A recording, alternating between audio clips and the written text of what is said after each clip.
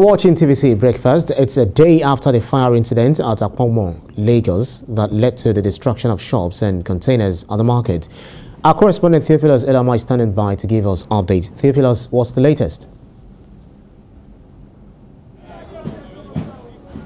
All right, Ibrahim, his latest is at this point right now, we can see that residents or business owners here are picking the pieces of what's left. Remember, the fire incident left shops and a whole number of shops and goods destroyed, goods worth millions of naira. Now you can see from behind me and from under the bridge here, there are a lot of shops in this place, but right now business owners are here to pick up the pieces of what's left behind. A lot of goods have been burnt in this under this bridge here. So shocking that we realize that a lot of people had a lot of businesses here, a lot of goods here, bags of rice, bottles of oil and the likes.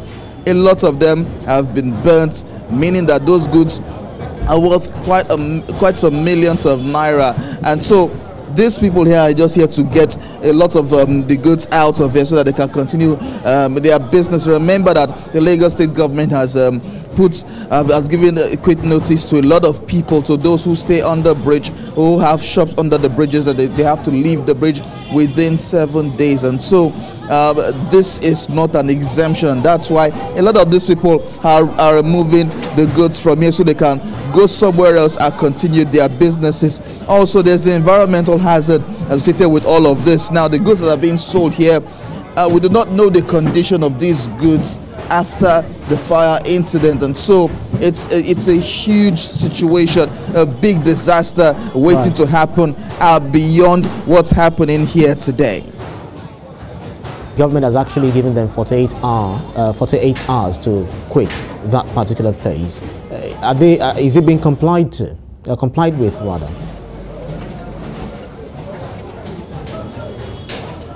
I didn't get that question, Ibrahim.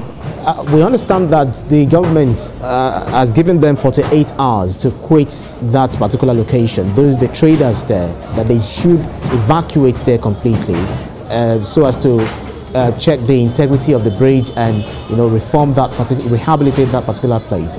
So what do we know? Are people actually complying with this directive?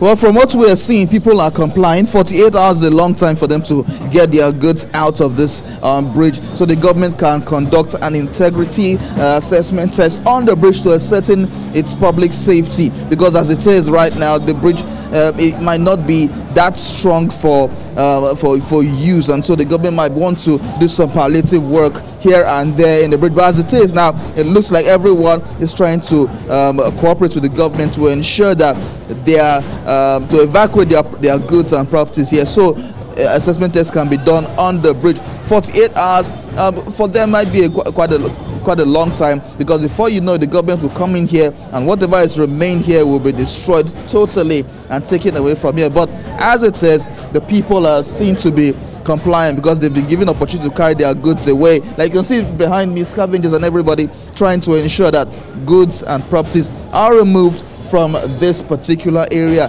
so they can give the government an opportunity to do what it needs to do. A lot of work needs to be done in this particular bridge here. A lot of work, Ibrahim, I can tell you for sure. A lot of work needs to be done here, because the extent of damage cannot be phantom. Millions and millions of naira will be spent to fix the damage that has been done as a result of the fire incident that happened yesterday. It's a huge situation here. You might not understand it because we might see it on TV and all of that, but it is a huge situation here that needs a lot of work to be done. And I'm sure this is part of the compliance that the people are taking seriously, because the government is taking this seriously.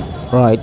Correspondent Theophilus Elamah live for us at the fire incident at Apongbon, Lagos. Thank you, Theophilus.